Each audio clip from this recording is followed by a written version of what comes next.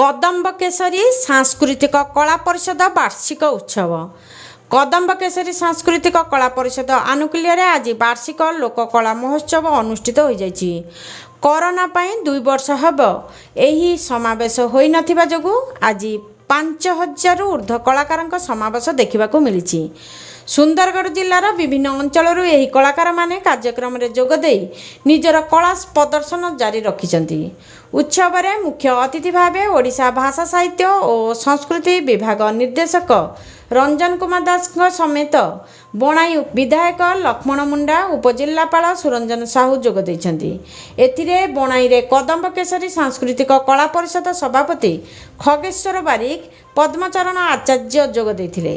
एही समारोह रे अवलुप्त कलार पुनरुद्धार योग्य कलाकार को सरकारी सुविधा नहीं सचेतनतामूल आभिमुख्य बोली मत प्रकाश पाई। बणाईरू राजेंद्र प्रधान का रिपोर्ट SuaSariTv।